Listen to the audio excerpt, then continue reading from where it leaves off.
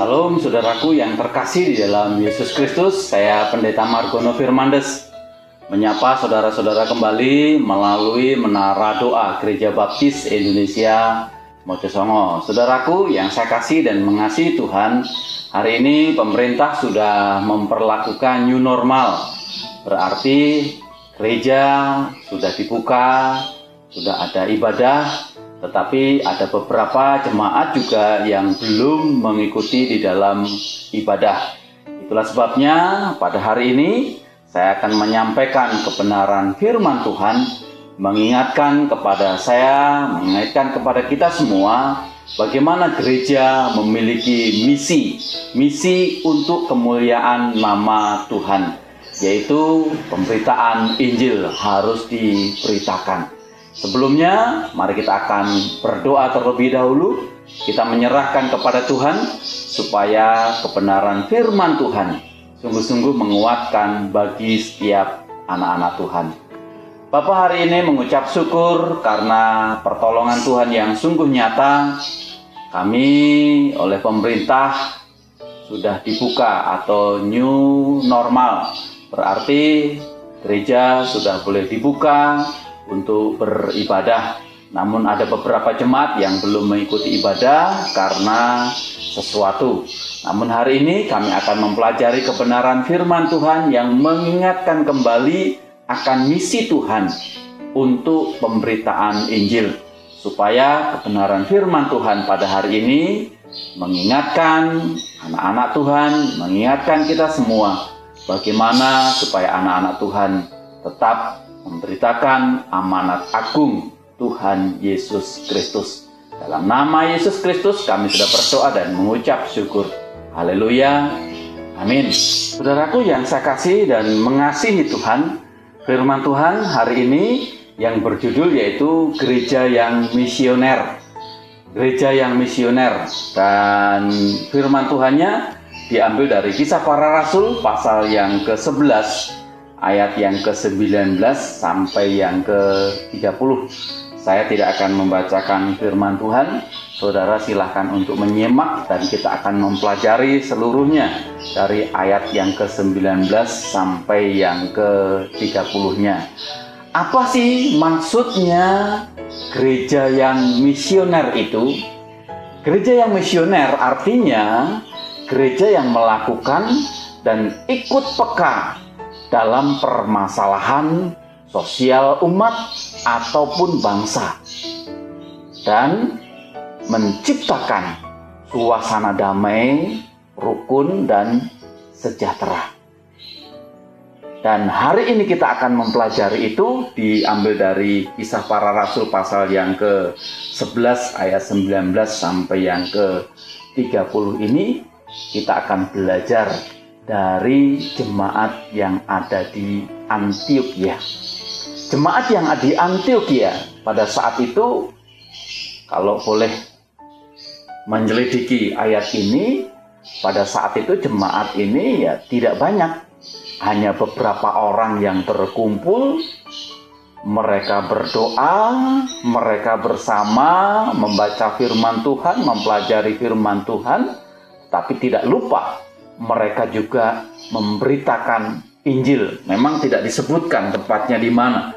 Tetapi ayat yang ke-20 itu berkata, akan tetapi di antara mereka ada beberapa orang Siprus dan orang Kirene yang tiba di Antiokhia dan berkata-kata juga kepada orang-orang Yunani dan memberitakan Injil bahwa Yesus adalah Tuhan. Jadi mereka berkumpul memberitakan Injil. Nah, ini yang penting. Mengapa kita harus mempelajari, belajar dari jemaat yang di Antiokhia. Jemaat di Antiokhia juga pada saat itu adalah jemaat yang tidak cepat terpengaruh. Kalau saya boleh bilang, ketika menyelidiki ini, di Antiokhia, sekitar 5 mil dari Antiokhia, itu terdapat penyembahan berhala, yaitu kuil prostitusi. Dan di sana banyak orang yang datang di sana. Dan yang luar biasa, mereka tidak terpengaruh. Dan akhirnya di Antiokhia inilah orang yang berkumpul pengikut Kristus disebut sebagai orang Kristen. Mengapa kita harus belajar kepada jemaat yang ada di Antiokhia ini? Saudara, di Antiokhia ini lahirnya gereja internasional atau gereja-gereja non-Yahudi atau gereja yang terbuka. Gereja yang siapa saja bisa beribadah di sana. Non-Yahudi. Jadi anti-rarisme. Jadi ada kulit putih, ada kulit hitam, ada sawo matang, rambut keriting, rambut lurus. Mereka semua bisa beribadah di gereja itu. Itulah sebabnya mengapa kita harus belajar dengan jemaat di Antiokhia. Karena jemaat di Antiokhia, mereka tidak membeda-bedakan ras, tidak melihat sang satu dengan yang satunya, tetapi tujuan utama mereka untuk kemuliaan nama Tuhan. Yang keduanya, mengapa kita harus belajar? Di Antiokhia inilah Paulus berlatih untuk melayani. Ia bersama dengan beberapa murid-murid Yesus dahulu. Lalu dia belajar melayani, belajar memberitakan Injil yang dibimbing oleh beberapa murid-murid Yesus. Apa yang menjadi rahasia? Ini yang penting. Apa yang menjadi rahasia jemaat di Antiokhia ini sampai bertumbuh dan boleh dikatakan dia adalah gereja misioner? Yang pertama, yaitu gereja Antiokhia ini diawali dengan ketaatan orang-orang percaya. Mereka taat kepada Barnabas sebagai rasul yang dipercaya pada saat itu. Ketaatan mereka ini luar biasa. Mereka belajar bersama, mereka melakukan bersama, mereka berdoa bersama. Inilah yang dikerjakan sehingga jemaat di Antiokhia pada saat itu bertumbuh sebagai gereja misioner. Ia bisa dipegang perkataannya, ia memiliki pokok doa yang luar biasa di dalam kehidupan kesehari-hariannya. Begitu juga ia selalu berserah dan ia punya kuasa yang luar biasa. Meskipun pada saat itu tantangan-tantangan yang dihadapi cukup luar biasa. Penganiayaan yang mereka hadapi banyak sekali. Kalau saudara melihat di ayat yang ke-19, di situ dikatakan, sementara itu banyak saudara-saudara telah tersebar karena penganiayaan yang timbul sesudah Stefanus dihukum mati. Artinya pada saat itu mereka ada penganiayaan. Tetapi mereka taat, mereka bersatu hati untuk kemuliaan nama Tuhan, untuk pemberitaan Injil, untuk mengagungkan nama Tuhan. Mereka tidak memikirkan kemenangan yang satu dengan yang lainnya, tapi semuanya untuk kemuliaan nama Tuhan. Meskipun pada saat itu mereka juga mengalami penderitaan. Karena pada saat itu terjadi juga krisis ekonomi. Sehingga pada saat itu apa yang dirasakan pada saat itu luar biasa. Dan yang luar biasa seperti yang saya katakan tadi, meskipun mereka ini dekat dengan kuil prostitusi, ia tidak terpengaruh. Ia tetap beribadah, ia tetap kuat di dalam Tuhan, ia tetap memiliki jam doa yang luar biasa dan berserah kepada Tuhan. Dan inilah yang terjadi, sehingga pada saat itu jemaat yang ada di Antiokhia ini tetap bertumbuh dan memiliki misi yang luar biasa. Yang kedua, apa rahasianya gereja ini memiliki gereja yang bermisi? Yaitu gereja ini semangat penginjilan. Yang memiliki semangat penginjilan yang luar biasa. Kalau saudara lihat ayat yang ke-19, di situ dikatakan sampai ayat yang ke-21 saya akan bacakan.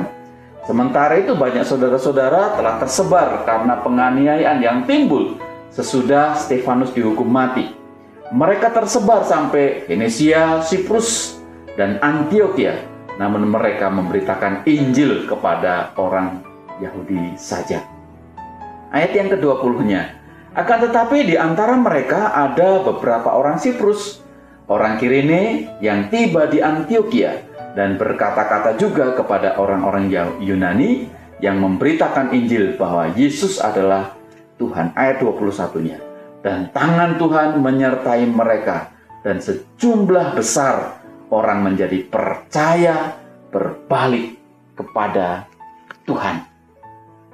Ini luar biasa.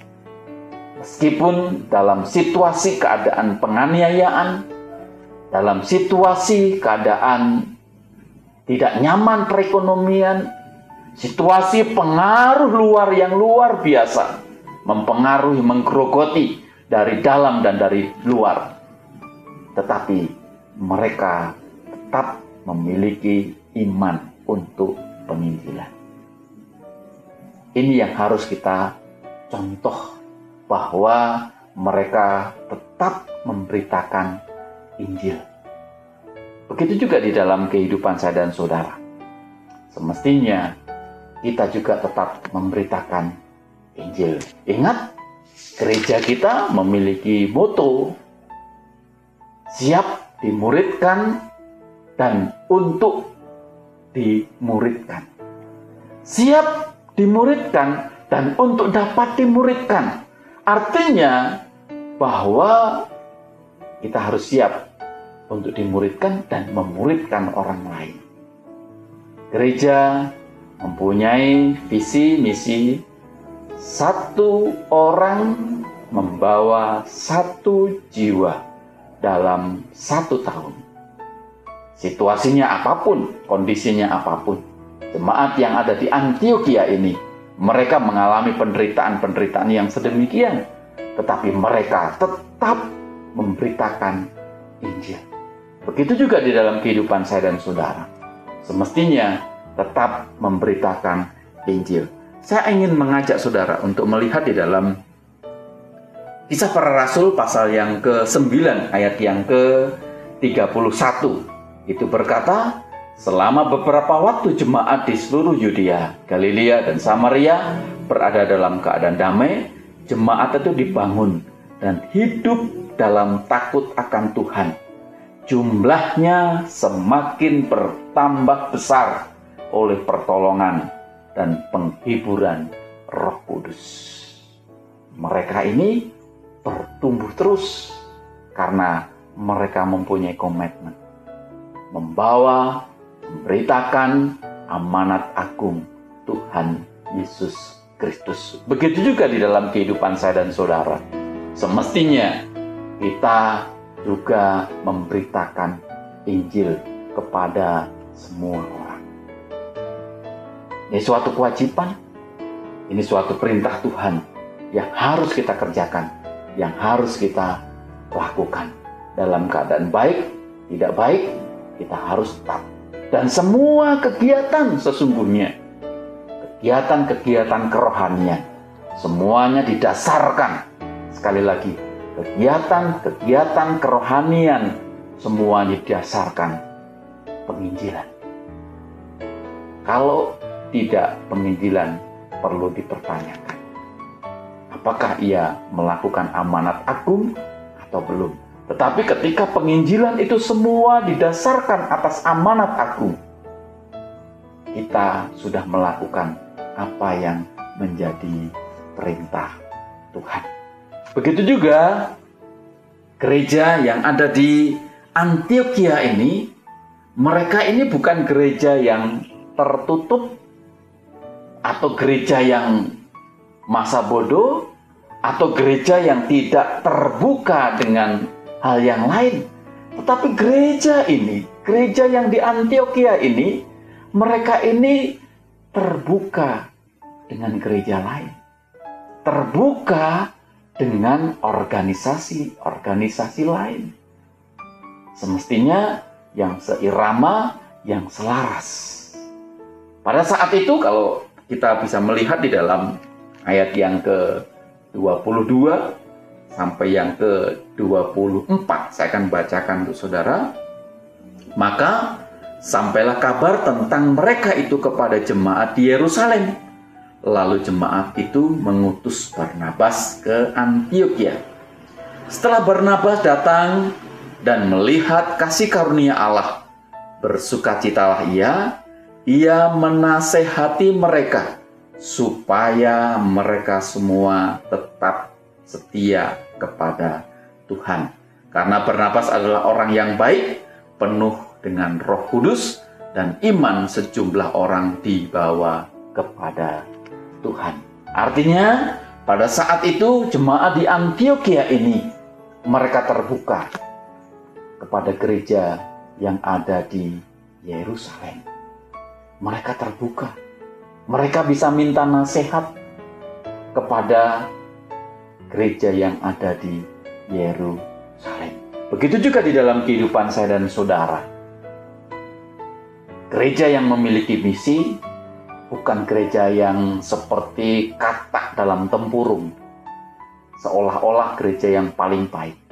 Tetapi semestinya kita harus melihat, mau belajar juga dengan gereja-gereja yang lain. Semestinya gereja yang selaras dengan gereja kita. Lalu gereja di Antiokhia ini selanjutnya berdiri sendiri, swasembada. Dia tidak mengandalkan sponsor, tidak mengandalkan bantuan, tetapi ia gereja yang mandiri, yaitu gereja swadaya dengan bawah pimpinan Barnabas yang penuh dengan Roh Kudus. Dalam hal ini, gereja ini selalu berkumpul, lalu mereka berdoa, bukan hanya berkumpul, berdoa, memberitakan Injil, tetapi mereka ini juga menyisihkan uangnya untuk pengabaran Injil, menyisih uangnya untuk menolong orang lain, menyisihkan uangnya untuk bergerak di bidang sosial. Ayat yang ke-29, saya akan bacakan untuk saudara sampai ayat yang ke-30. Lalu murid-muridnya memutuskan untuk mengumpulkan suatu sumbangan sesuai dengan kemampuan mereka masing-masing dan mengirimkannya kepada saudara-saudara yang diam di Yudea. Hal itu mereka lakukan juga dan mereka mengirimkannya kepada penatua-penatua dengan perantaraan Barnabas dan Saulus. Luar biasa. Mereka ini dikatakan, mereka ini mengumpulkan suatu sumbangan. Artinya mereka ini berdiri sendiri, mereka swasembada untuk memenuhi kebutuhan-kebutuhan di gereja itu. Yang ingin saya sampaikan, kita tidak boleh masa bodoh dengan gereja. Tetapi mari, karena gereja adalah milik kita, kita sengkuyung bersama untuk kemuliaan nama Tuhan. Jemaat di Antiokhia, mereka juga melakukan seperti itu, dan ini yang harus kita teladani. Ya, ini yang harus kita pahami, bahwa gereja itu bukan minta sosial, minta sumbangan, minta sponsor, tetapi mereka dengan swasembada. Seberapapun itu, dia kumpulkan untuk membangun gereja, untuk kebutuhan sosial, dan sebagainya. Implikasi dari kebenaran firman Tuhan pada hari ini, saudaraku yang saya kasih dan mengasihi Tuhan Yesus Kristus, bagaimana semangat penginjilan di gereja kita? Apakah masih tetap kuat atau sudah mulai kendor, sudah mulai bermalas-malasan? Bagaimana dengan semangat mempelajari Alkitab? Apakah menjadi prioritas setiap kegiatan atau justru tidak? Apakah antara jemaat sudah saling bekerja sama, saling berpartner yang satu dengan yang lainnya untuk berdasarkan atau melandasi semuanya dengan penginjilan? Bagaimana dengan kehidupan saya dan saudara? Semestinya saya dan saudara mau melakukan itu. Kita harus berjuang untuk memberitakan Injil kebenaran firman Tuhan. Tuhan, Kepala Gereja, tolonglah kami menjadi umat-Mu sebagaimana yang Engkau inginkan, bukan sebagaimana yang kami inginkan. Mari kita akan berdoa.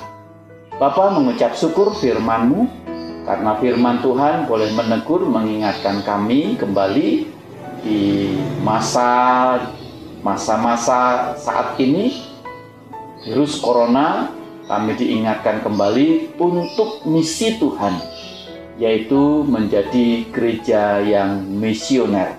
Kami menyerahkan, kami percayakan pada saat ini. Biarlah firman Tuhan menegur kami, menemplak kami, dan mengingatkan kami kembali sebagai anak-anak Tuhan, memikul, menjunjung tinggi amanat agung Tuhan Yesus Kristus. Dalam nama Yesus kami sudah berdoa. Haleluya. Amin. Saudaraku yang saya kasihi dan mengasihi Tuhan, pada hari ini kita akan berdoa bersama-sama, berdoa bersuara. Dan nanti kalau sudah tidak ada suara, salah satu bapak atau ibu atau siapa saja yang ada di dalam rumah untuk menutup di dalam doa. Dan pokok-pokok doa silakan saudara untuk melihat, ada di slide, dan kita akan berdoa bersama-sama.